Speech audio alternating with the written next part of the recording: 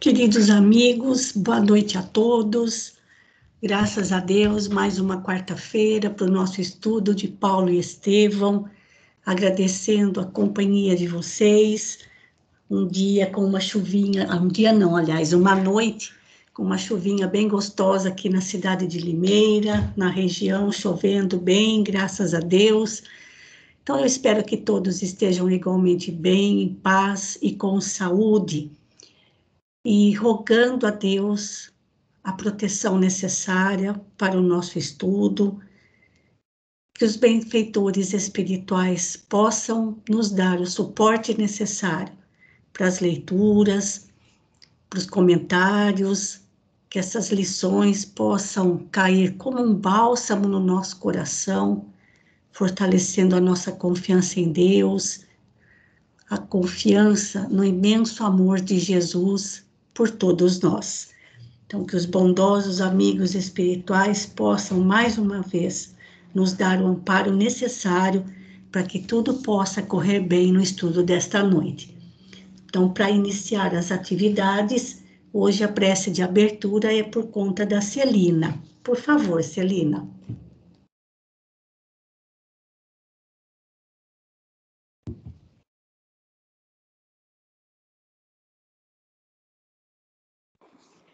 Boa noite a todos. Boa noite. Vamos para que eles nos acompanhem, para que eles possam nos orientar, nos instruir no nosso entendimento das leituras da noite de hoje. Que todos os nossos amigos, encarnados e desencarnados, possam usufruir das grandes lições, dos grandes exemplos que vamos ler na noite de hoje. Ação de amor, de confiança no nosso querido Mestre Jesus, pelo nosso irmão Gesiel ou Estevão. Fica conosco, Mestre, nos orientando, nos auxiliando.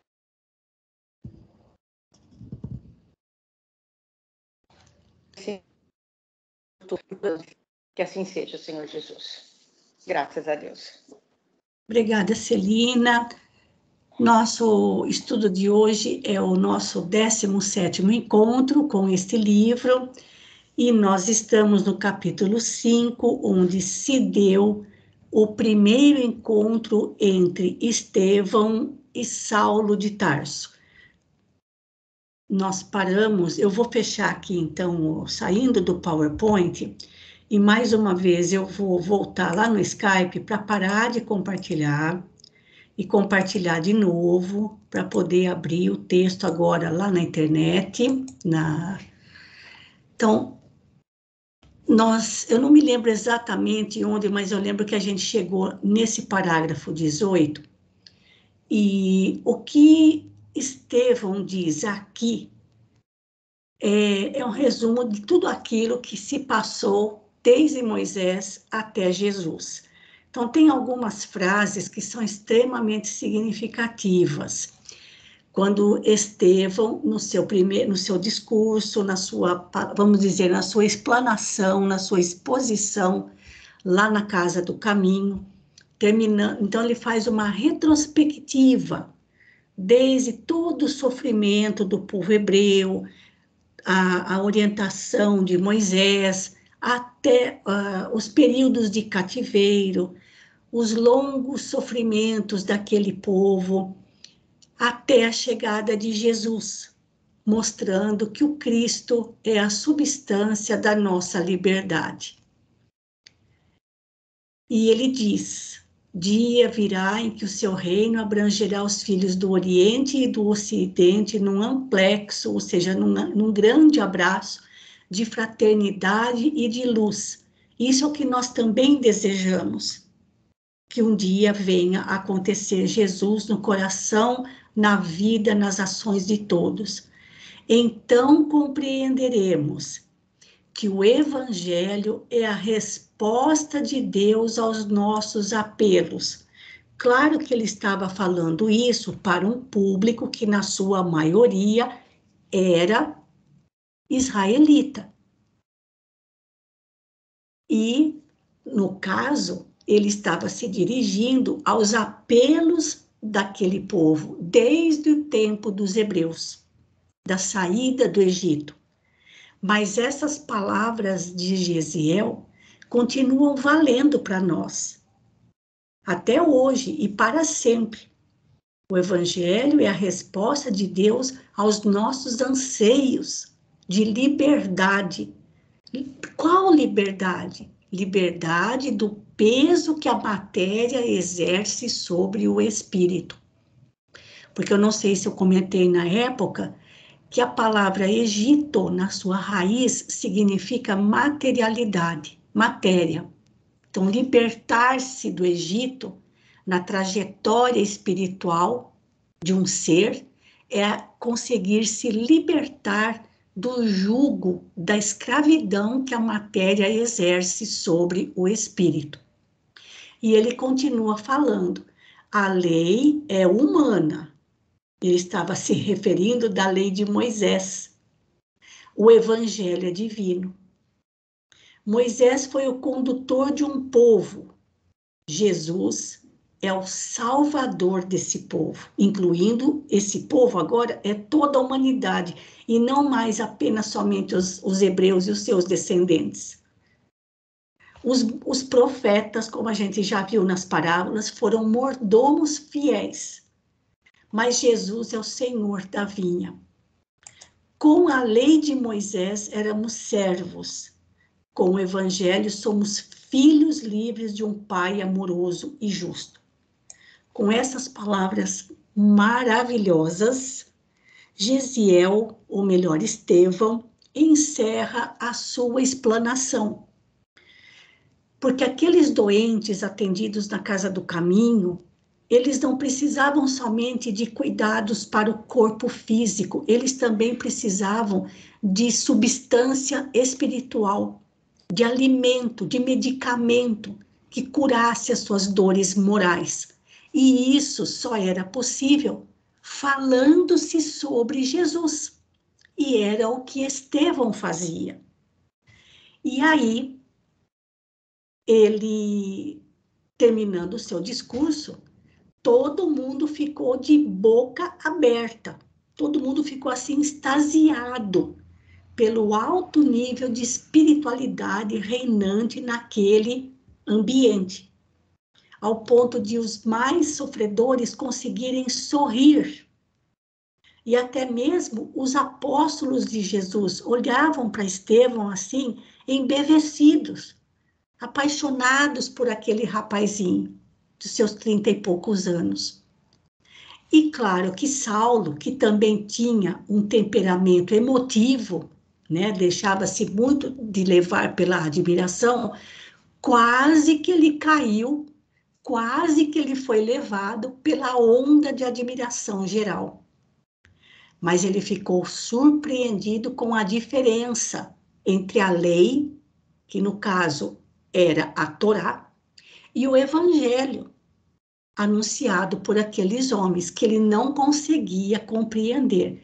E achou que as palavras de Estevão representavam um grande perigo para o judaísmo dominante.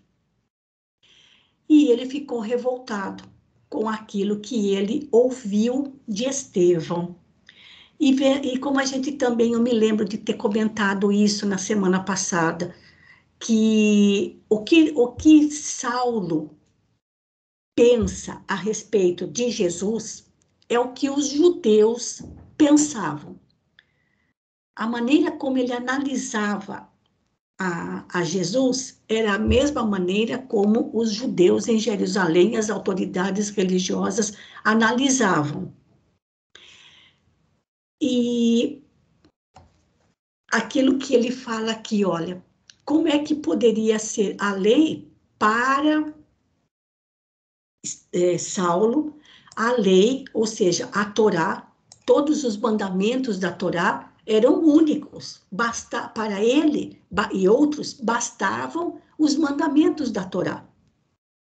Aquele Cristo que culminou na derrota entre dois ladrões surgia a seus olhos como um mistificador indigno de qualquer consideração.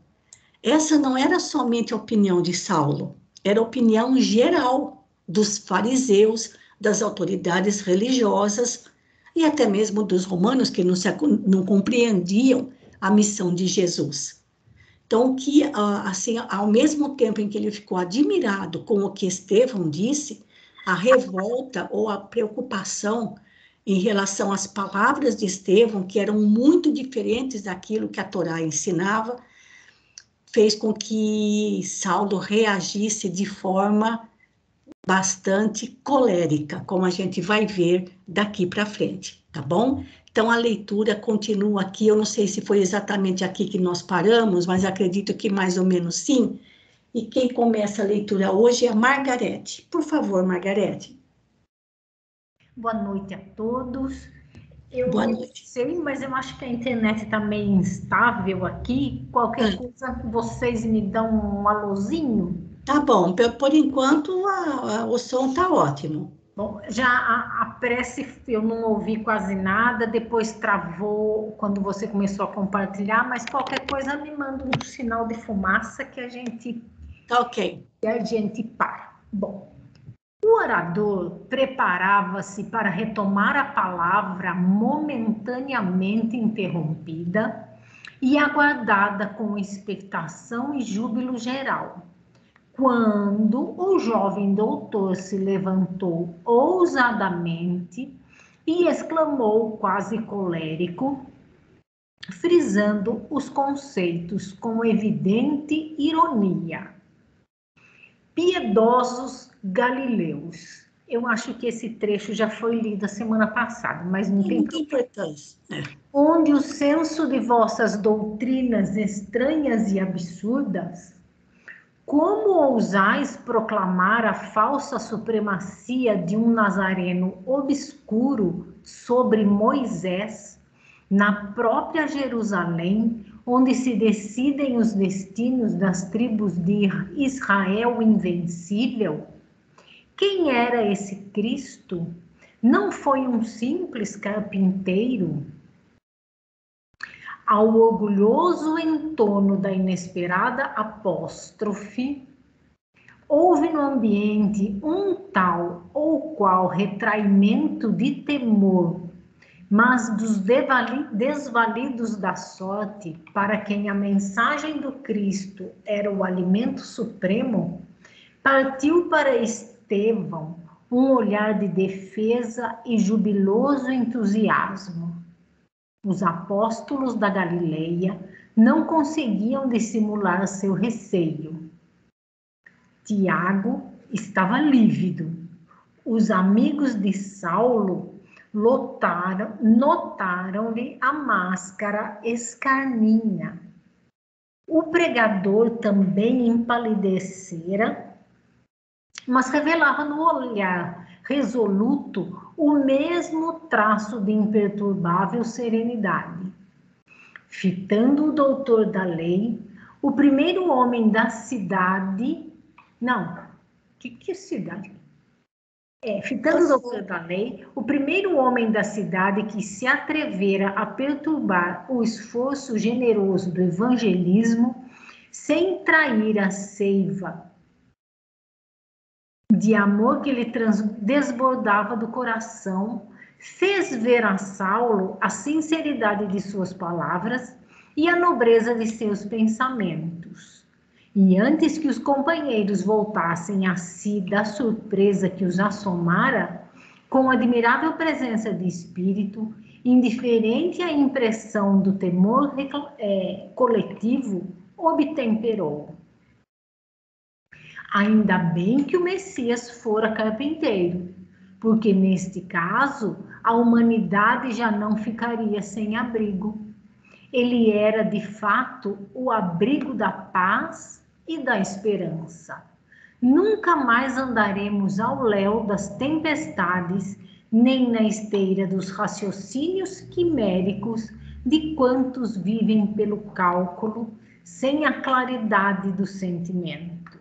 Nossa, uma bomba, uma bomba.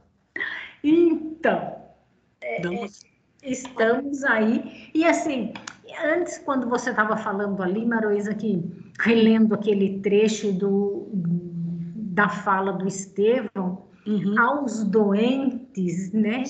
Eu me coloquei na posição deles, né? Sim.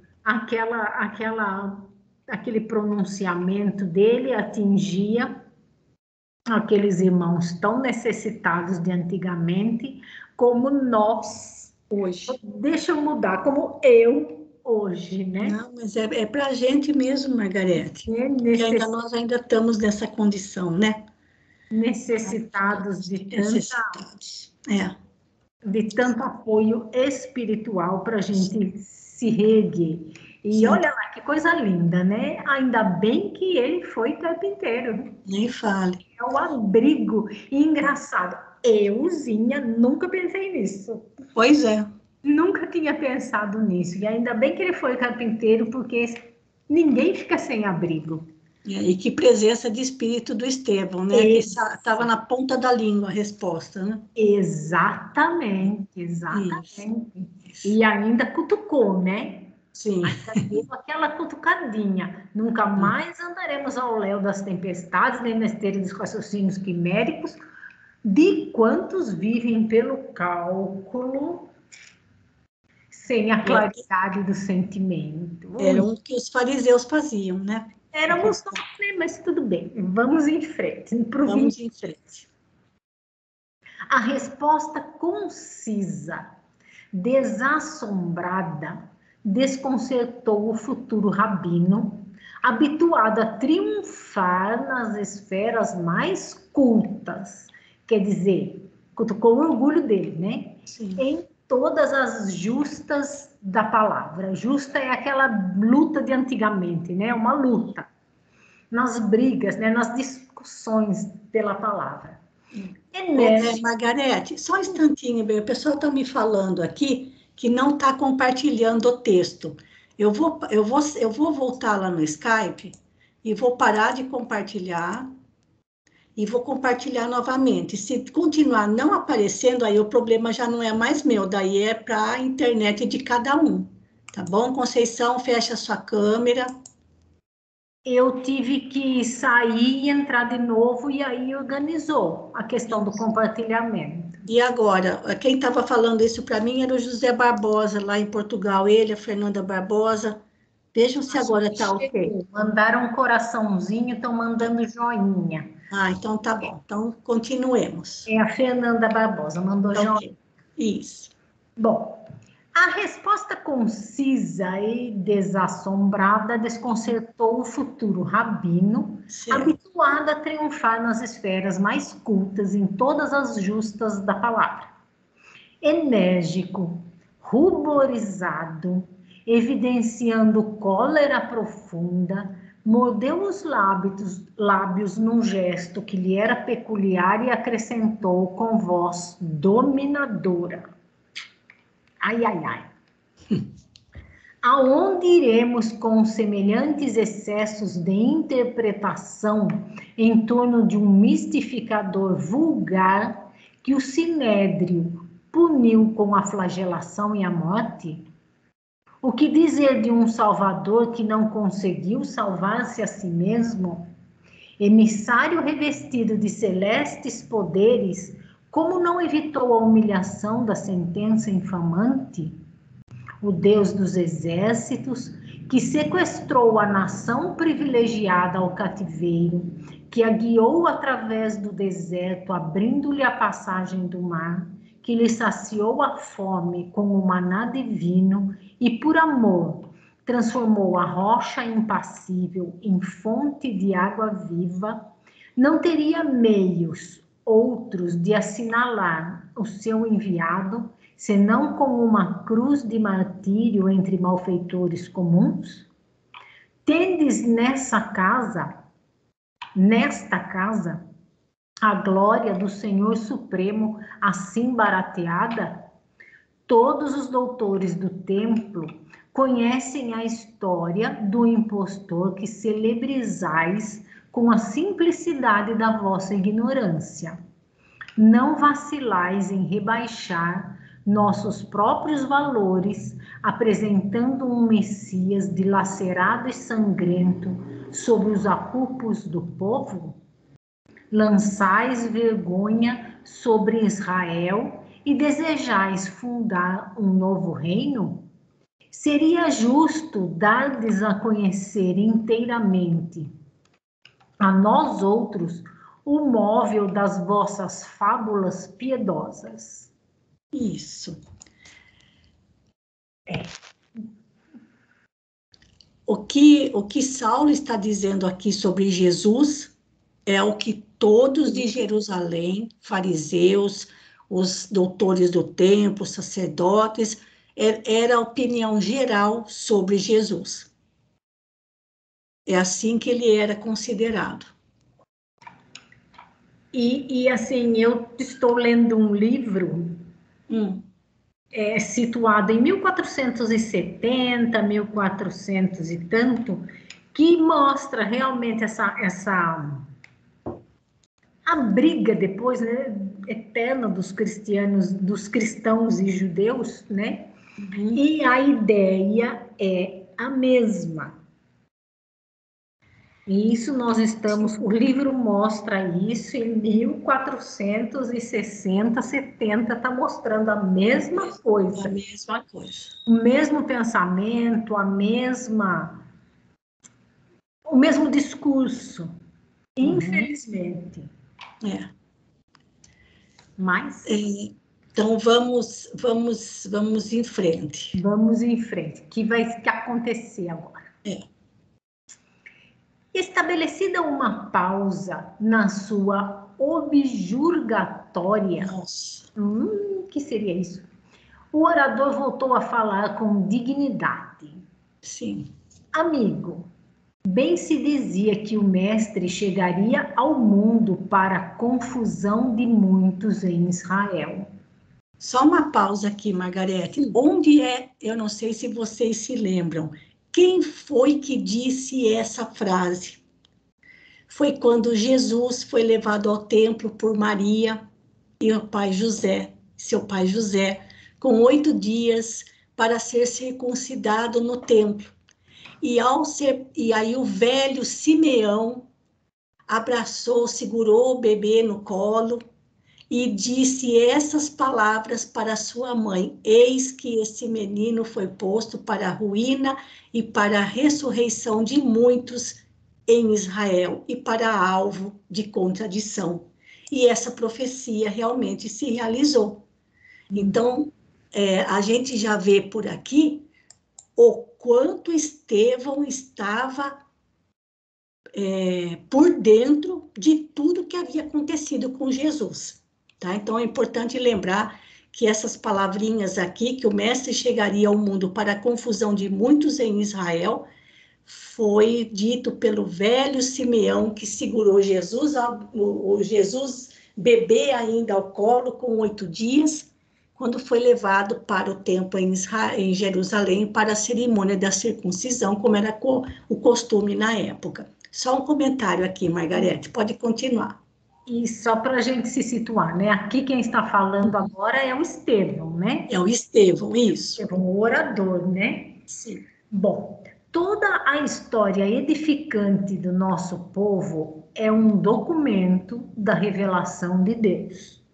No entanto, não vedes nos efeitos maravilhosos com que a providência guiou as tribos hebreias no passado, a manifestação do carinho extremo de um pai desejoso de construir o futuro espiritual de crianças queridas do seu coração? Com o correr do tempo, observamos que a mentalidade infantil enseja mais vastos princípios educativos. Olha, o que ontem era carinho é hoje energia oriunda das grandes expressões amorosas da alma. Olha que lindo! O que ontem era bonança e verdor para a nutrição da sublime esperança, hoje pode ser tempestade para dar segurança e resistência.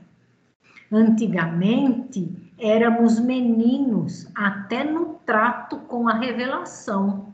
Agora, porém, os varões e as mulheres de Israel atingiram a condição de adultos no conhecimento. O Filho de Deus trouxe a luz da verdade aos homens, ensinando-lhes a misteriosa beleza da vida, com o seu engrandecimento pela renúncia.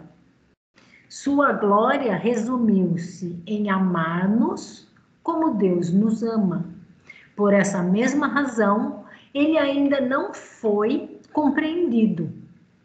Acaso poderíamos aguardar um Salvador de acordo com os nossos propósitos inferiores?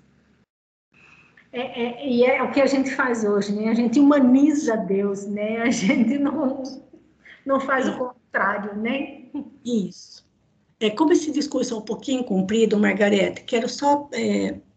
lembrei de uma coisinha que passou batido na fala, no parágrafo anterior, quando ele... Aqui, ó, na fala de Saulo. Aqui, ó. O Deus dos exércitos que sequestrou a nação privilegiada ao cativeiro. Era esse o pensamento que os judeus tinham, de ser a nação privilegiada por Deus. E que Deus, o Deus deles era só deles. Não era para repartir com mais ninguém. E que esse Deus, que eles denominavam Deus dos exércitos, é que fez todo esse monte de peripécias, que na verdade é tudo simbolismo. Tirou o povo do Egito, atravessou o povo pelo deserto, fez com que o mar se abrisse, fez com que caísse o maná divino do céu, tirou água da rocha, até que eles pudessem chegar na terra prometida e a sua descendência dominar o mundo. Era assim que eles entendiam. Aí vem Estevão e fala que tudo isso que foi feito, que a mesma providência que guiou as tribos do povo hebreu até chegarem naquele momento, não passava do carinho de um pai que queria construir com aqueles filhos, crianças do seu coração, um futuro espiritual superior. Em outras palavras, Estevão estava dizendo que aquela história de Torá, as leis de Moisés, não passava de uma mentalidade infantil para espíritos ainda infantis. Foi isso que ele falou. Exatamente.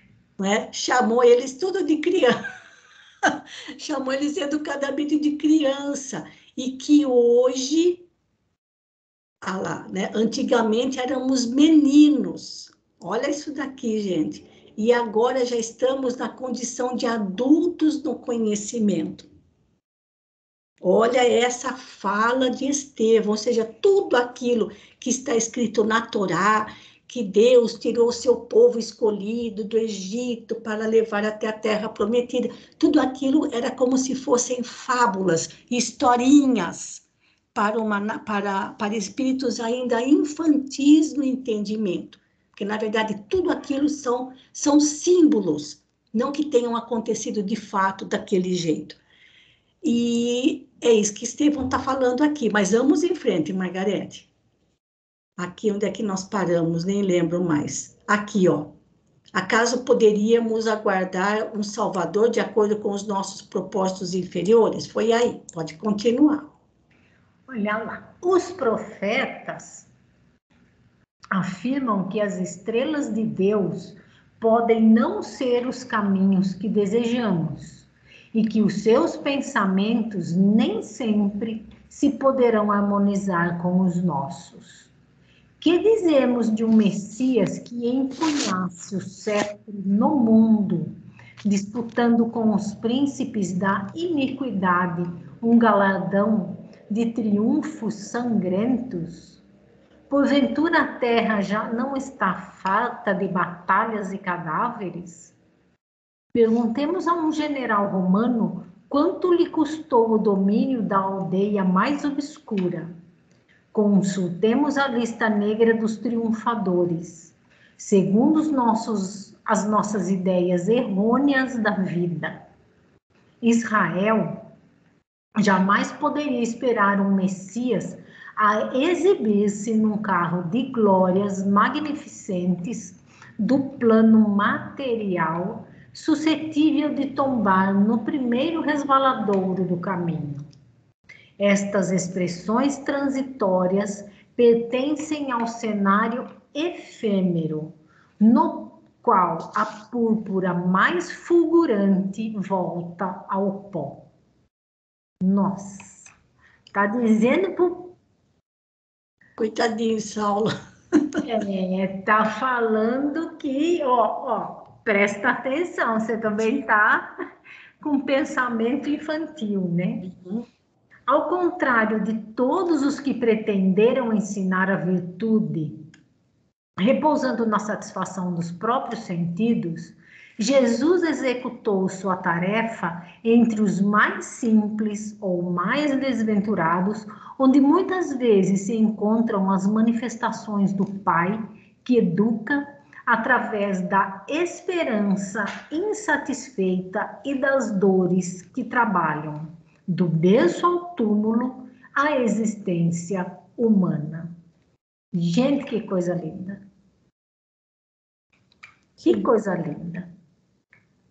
O Cristo edificou entre nós seu reino de amor e paz sobre alicerces divinos. Sua exemplificação está projetada na alma humana com luz eterna. Quem de nós, então, compreendendo tudo isso, poderá identificar no emissário de Deus um príncipe belicoso? Não. O Evangelho é amor em sua expressão mais sublime. O Mestre deixou-se imolar, transmitindo-nos o exemplo da redenção pelo amor mais puro. Pastor do imenso rebanho, ele não quer que se perca uma só de suas ovelhas bem-amadas, nem determina a morte do pecador. O Cristo é vida e a salvação que nos trouxe está na sagrada oportunidade da nossa elevação como filhos de Deus, exercendo os seus gloriosos ensinamentos. Mas é muito lindo tudo isso que ele está falando aqui, gente. Né? Assim a verdadeira forma, o verdadeiro modo como devemos considerar Jesus, tão diferente daquela que os judeus aguardavam, né? Então, como é que, olha essa frase aqui, olha, como é que a gente, todos os que pretendem ensinar virtude repousando na satisfação dos próprios sentidos, que era o caso dos fariseus. Como é que você quer ser virtuoso se você está descansando confortavelmente na sua casa? E Jesus, nesse caso, estava sempre entre os mais simples e os mais desventurados, sempre na pobreza também, né? Então, o que ele fala aqui a respeito de Jesus é uma coisa maravilhosa, gente. O Evangelho é amor na sua expressão mais sublime. Quem tem o livro pode grafar essa frase aqui. Enfim, pode fazer seus comentários, Margarete. Você não fica nessa tela do Skype? Alguém escreveu alguma coisa aqui, eu não identifiquei quem foi, mas eu vou deixar os créditos para ela, porque tem toda... Assim, eu li rapidamente, que o Paulo... Quer dizer, o Saulo,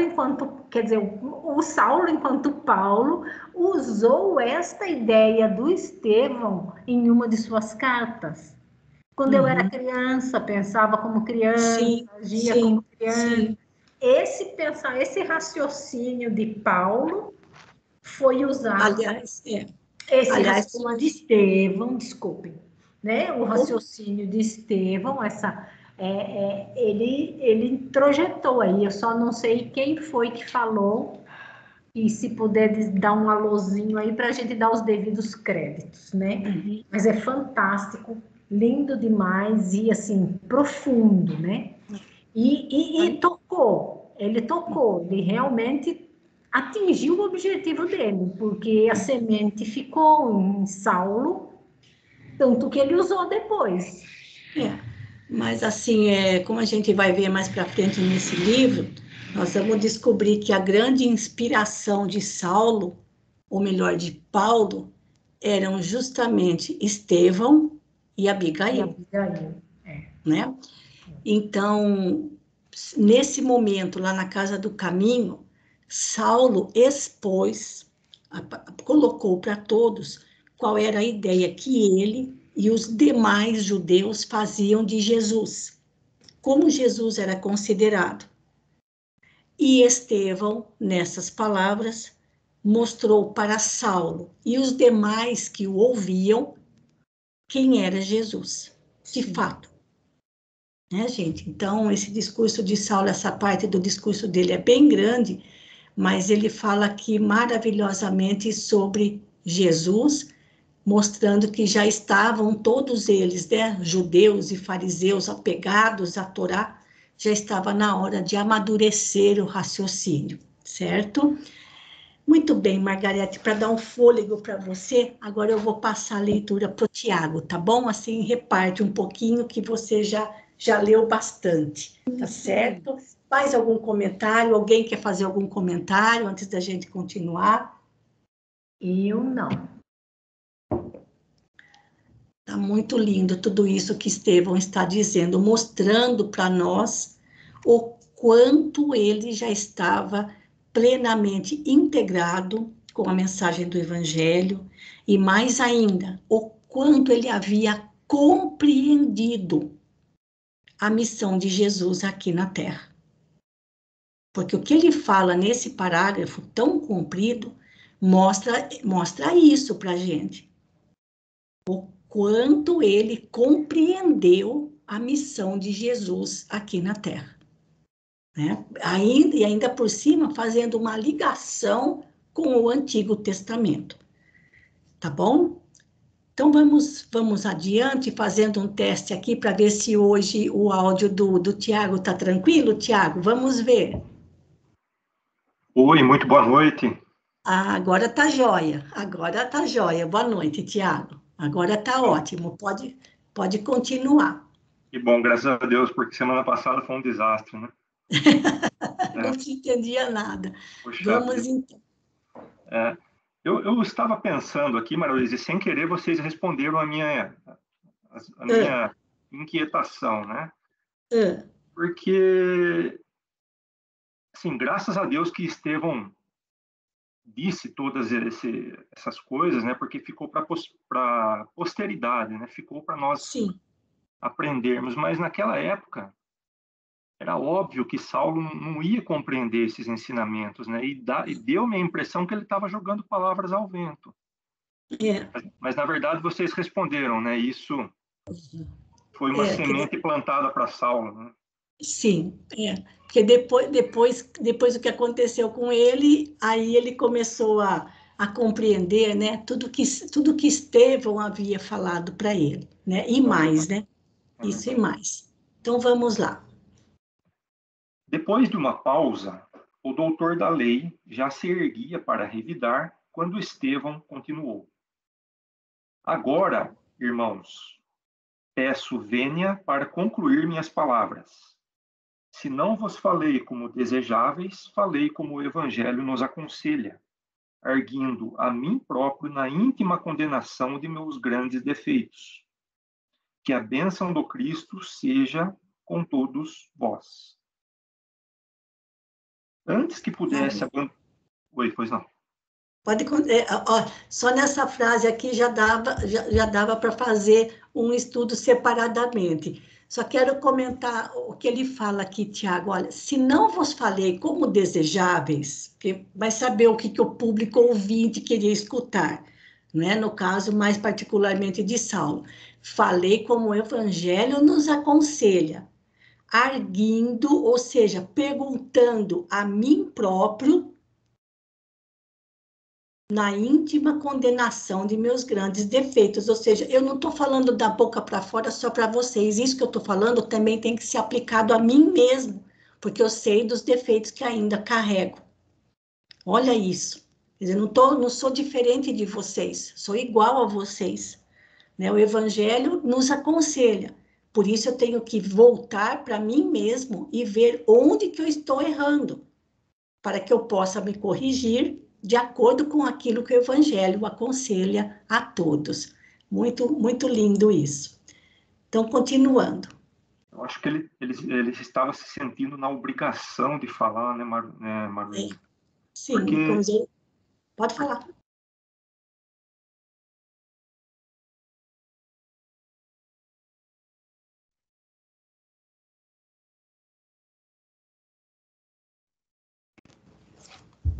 Na sua defesa ou na defesa do Evangelho, né? Uhum. Sendo que naquele instante não ia surtir efeito algum, né? Pelo contrário, né? Parecia um certo ataque do Estevão, né? Sim, mas vamos em frente para ver o que vai acontecer. Vamos lá. Antes que pudesse abandonar a tribuna para confundir-se com a multidão, o futuro rabino levantou-se de chofre e observou enraivecido. Exijo a continuação da aringa, que o pregador espere, pois não terminei o que preciso dizer. Ele queria continuar o embate, né? Queria continuar o bate-boca, Estevão replicou serenamente: não poderei discutir. Por quê? Perguntou Saulo irritadíssimo. Estais intimado a prosseguir. Ele já estava querendo usar a força, né? Amigo, elucidou o interpelado calmamente. O Cristo aconselhou que devemos dar a César o que é de César e a Deus o que é de Deus. Se tendes alguma acusação legal contra mim, exponde-a sem receio e vos obedecerei. Mas no que pertences a Deus, só a ele compete arguir-me. Bom, ele queria encerrar, né? Uhum. O embate, dizendo para Saulo que se ele tivesse alguma coisa legal contra ele, que poderia aplicar, mas naquele momento estava encerrado, né? Uhum. Então, pode falar, Tiago. Eu ia continuar lendo. Deixa então, peraí, deixa eu só fazer um comentário aqui. Eu não sei se vocês se lembram, quando nós começamos o livro, e Gesiel, né, ainda como Gesiel, nas situações mais corriqueiras do dia a dia, e até mesmo nos momentos mais difíceis, o quanto ele conseguia fazer a ligação com os ensinamentos na Torá e os ensinamentos dos profetas e dos salmos. Como ele conseguia trazer todo aquele, vamos dizer, aquele tesouro do Antigo Testamento, que para eles não tem nada de antigo, era novo, né? Tudo aquilo que eles tinham não era antigo, era sempre atual para eles, mas nos ensinamentos da Torá, nos ensinamentos dos profetas, o quanto ele conseguia trazer aqueles ensinamentos para as coisas mais corriqueiras do dia a dia. E essa mesma característica está em Estevão em relação a Jesus. O quanto ele conseguia trazer para as situações do dia a dia os ensinamentos do mestre, tal qual o mestre havia falado. É o que ele diz aqui. Amigo, o Cristo aconselhou que devemos dar a César o que é de César e a Deus o que é de Deus. O que significa isso naquele momento? Dar a César o que é de César significa obedecer às leis humanas. Então, aí ele diz, olha, se você tem alguma acusação legal contra mim, conforme as leis humanas, pode colocá-la, me diga o que é, sem receio, e eu te obedeço, em relação a leis humanas. Mas no que pertence a Deus, só a Deus compete me interrogar. Arguir significa falar, para se defender, para interrogar. O arguido não é uma palavra muito comum aqui entre a gente, nem mesmo o verbo, mas é aquele que é interrogado. Então, no que pertence a Deus, já está fora da sua cogitação e da minha cogitação. Legalmente, civilmente, você pode me condenar, mas espiritualmente não. Porque Deus não está à tua disposição e nem à minha disposição. Olha a altura da resposta que ele pegou numa frase de Jesus. E ele conseguiu trazer para o ensinamento. Vejam como Estevão estava assim, 100% integrado com o Evangelho. E nós temos essas dificuldades para trazer para o nosso dia a dia, pegar uma determinada passagem do Evangelho, trazer para o nosso dia a dia, mas não só da boca para fora, vivenciando isso. E ele deu uma lição em cima dessa frase de Jesus para Paulo, aliás, para Saulo, que a situação já estava ficando meio complicada e o povo ali pronto, se fosse virar alguma confusão e de uma briga ali entre um avançando no outro. Então, vamos em frente, Tiago. Pode continuar. Não, Maria, isso é tão curioso, me chama tanta atenção. O Estevão, ele nem foi uma testemunha ocular, né, do Cristo, e, por exemplo, ele já assumiu de pronto esse evento da Casa do Caminho de pregar para as pessoas o Evangelho, ele nem participou. Exato. Por que não era Tiago, João, Pedro? Talvez tivesse outros eventos, outros dias, né? Não sei. Sim. O livro não fala, mas por que ele já assumiu, né, essa responsabilidade? Puxa vida, eu não ficaria assustado se ele fosse a reencarnação de algum dos antigos profetas. Com certeza. Com certeza. Mas assim como os apóstolos, né? Assim como os apóstolos, os antigos profetas que retornaram. Só que a gente não sabe qual é qual. A gente só sabe que João Batista foi Elias, é o único que a gente sabe, né? E algumas especulações em torno de Isaías, mas enfim. Dá a impressão para a gente que Estevão está mais envolvido com a mensagem de Jesus do que os próprios apóstolos que conviveram com Jesus. Isso que você está falando, eu concordo também plenamente, e é fato isso. Né, pela própria colocação, acho que nem mesmo os apóstolos conseguiriam falar com tanta eloquência e tanta serenidade como Estevão fazia. Então, vamos lá. Tão alto espírito. Posso dar um palpite? Claro. Aqui? Claro. Jesus não embarcou nessa canoa sozinho, né? Não. A gente sabe disso. Nem a equipe de encarnados e muito menos a equipe de desencarnados dando suporte para ele e para todos, né? A gente sabe disso e a gente nem faz ideia, né, de como é que foi como é que se processou isso, mas a gente sonha, a gente faz um rascunho, faz um rabisco bem feito criança, né? Da logística desse evento. Então, eu acredito, assim, que, olha, para vir e aprender com Jesus, tem aqui, todo mundo vai ter o contato. Alguns vão entender, outros não, alguns entenderam, seguiram, continuaram, mas o Gesiel, a Gabriela, a Abigail, eles já faziam parte do time. Sem dúvida. Né? Eles já tinham conhecimento destes ensinamentos, que a grosseria da matéria deu aquela abafada, né? Aquela obscurecida. Toda a psicosfera do planeta, da região em que eles estavam, contribuiu para soterrar ainda mais, mas todo o conhecimento e interpretação que eles tinham da Torá e dos outros demais livros facilitaram vir à tona estes ensinamentos que eles estão tendo contato de boca, né? Sim. Não presencialmente, né? Por terceiros já.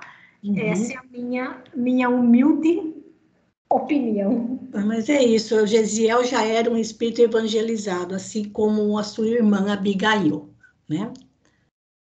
Então vamos lá, Tiago. Tão alto espírito de resolução e serenidade quase desconcertou o doutor do Sinédrio. Compreendendo, porém, que a impulsividade somente poderia prejudicar-lhe a clareza do pensamento, acrescentou mais calmo, apesar do tom imperioso que deixava transparecer toda a sua energia. Mas eu preciso elucidar os erros dessa casa, necessito perguntar e é a vez de responder-me. No tocante ao Evangelho, replicou Estevão, já vos ofereci os elementos de que podia dispor, esclarecendo o que tenho ao meu alcance. Quanto ao mais, este templo humilde é a construção de fé e não de justas casuísticas. Jesus teve a preocupação de recomendar a seus discípulos que fugissem do fermento das discussões e das discórdias. Eis porque não será lícito perdermos tempo em contendas inúteis quando o trabalho do Cristo reclama o nosso esforço. Aqui já uma... Jesus. Meu Deus do céu. Uma outra indireta com luvas de pelica, né? Exatamente. Pode continuar mais um pouquinho, Tiago, mais um parágrafo. Vamos lá. Sempre o Cristo, sempre o impostor, trovejou Saulo carrancudo. Minha autoridade é insultada pelo vosso fanatismo, né? Olha só quem fala. Pois é.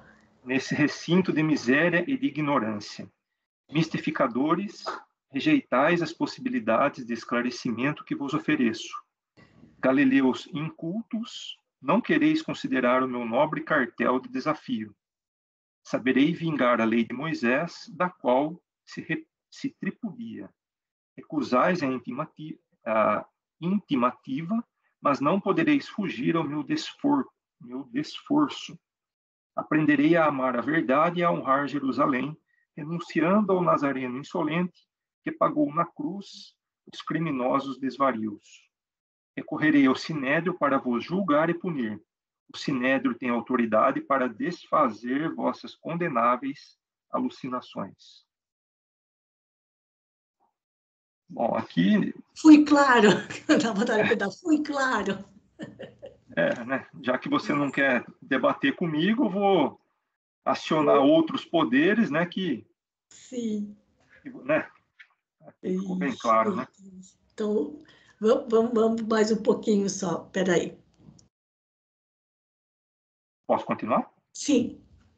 Assim, concluindo, parecia possesso de fúria, mas nem assim logrou perturbar o pregador, que lhe respondeu de ânimo sereno. Amigo, o Sinédrio tem 1000 meios de me fazer chorar, mas não lhe reconheço poderes para obrigar-me a renunciar ao amor de Jesus Cristo.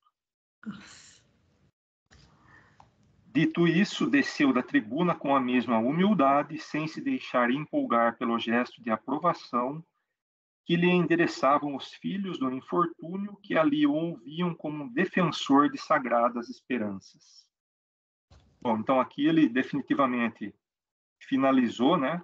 A pregação, o embate, já estava descendo da tribuna, sem se deixar muito empolgar por aqueles que, mesmo no silêncio, estavam exaltando nos olhares, né? Sim. Isso. Alguns protestos... Oi? Pode continuar mais um parágrafo aqui. Alguns protestos isolados começaram a ser ouvidos. Fariseus irritados vociferavam insolências e remoques. A massa agitava-se, prevendo atrito iminente. Porém, antes que Estevão caminhasse 10 passos para o interior junto dos companheiros, e antes que Saulo alcançasse com outras objeções pessoais e diretas, uma velhinha maltrapilha apresentou-lhe uma jovem pobremente vestida e exclamou cheia de confiança: Senhor, sei que continuais a bondade e os feitos do profeta de Nazaré, que um dia me salvou da morte. Bom, então essa mulher, de alguma forma, ela teve um encontro com o Cristo, né? Sim. Apesar dos meus pecados e fraquezas, atendei-me também por piedade. Minha filha emudeceu há mais de 1 ano. Trouxera-a de Dalmanuta até aqui, vencendo enormes dificuldades, confiada na vossa assistência fraternal. Dalmanuta era mais uma pequena aldeia às margens do lago de Genezaré. Então, até Jerusalém é uma pernada de 150 quilômetros. Então, vamos lá, para terminar esse trechinho. Pode continuar, Tiago. Pois, tá me ouvindo, Marisa? Sim, pode continuar. O pregador refletiu, antes de tudo, no perigo de qualquer capricho pessoal da sua parte, desejoso de atender a suplicante, contemplou a doente com sincera simpatia e murmurou: de nós nada temos, mas é justo esperar do Cristo as dádivas que nos sejam necessárias. Ele que é justo e generoso, não te esquecerá na distribuição santificada da sua misericórdia. E como atuado por força estranha, acrescentava: hás de falar para louvor do bom mestre. Então, viu-se um fato singular que impressionou de súbito a numerosa assembleia. Com um raio de infinita alegria nos olhos, a enferma falou: louvarei ao Cristo de toda a minha alma, eternamente. Isso, até aí. Daí já estamos bem próximo da nossa hora. Certo? Podemos parar por aqui e fazer mais alguns comentários, Tiago. Imagina a cara de Saulo, né? Tadinho. É. Eu acho que ele entendeu aquilo como sendo um ilusionismo, que talvez ele tivesse tudo combinado com a mulher, né? Uhum. Mas não deixou de ser um grande processo de cura, né? Não sei nem se seria uma mediunidade de cura, porque eu acho que Estevão mesmo teria condição moral para trabalhar ali fluidos, né? Para de repente curar. Ou até mesmo um caso assim de obsessão, alguma coisa, alguma influência espiritual, mas enfim, fosse o que fosse, a menina voltou a falar na frente de todos, né, gente? Para espanto. Depois ali tem os agradecimentos, tudo, enfim. Mas a gente vai parar por aqui, que nós já estamos bem em cima da hora, mas ainda dá tempo de perguntar se alguém quer fazer algum comentário sobre esse trechinho final que foi lido aqui. A resposta dele, gente. Olha essa frase. É justo esperar do Cristo as dádivas que nos sejam necessárias. E ele não esquecerá de nós na distribuição santificada da sua misericórdia. Era impressionante a confiança e o amor de Estevão por Jesus. Né? Toca bastante, a gente vê a maneira como ele se refere ao mestre, tá bom? Então, nós terminamos aqui por hoje. Agradeço a leitura da Margarete e do Tiago, voltando aqui para a página principal do Skype e finalizando o nosso estudo de hoje. Eu vou pedir para a Rita Ser Maria fazer a prece de encerramento para nós. Pode ser, Rita? Pode sim, Maruísa. Por favor. Queridos amigos, com todas essas palavras que foram ditas por Estevão e por Saulo, nos conscientizemos do grande amor de Deus, de Jesus por todos nós. Que a misericórdia de Deus se faça presente sobre todos os lares, sobre todos os lugares onde houver um filho de Deus. Que a sua infinita bondade e misericórdia esclareça, conforte, abrande o coração de cada um dos vossos filhos, Senhor, necessitados de auxílio. Que Deus, na sua infinita bondade, está mostrando para nós qual é o caminho, o qual que devemos seguir, que Ele nos dê entendimento, compreensão, sabedoria para seguirmos os ensinamentos de Jesus. Que todos nós tenhamos uma boa noite, um bom descanso e que reflitamos mais sobre todas essas palavras e ensinamentos na leitura desta noite. Que assim seja, Senhor. Graças a Deus. Então, mais uma vez, agradecendo pela companhia de vocês, desejo a todos uma ótima noite, um bom descanso e até o nosso próximo estudo, se Deus quiser. Um grande abraço.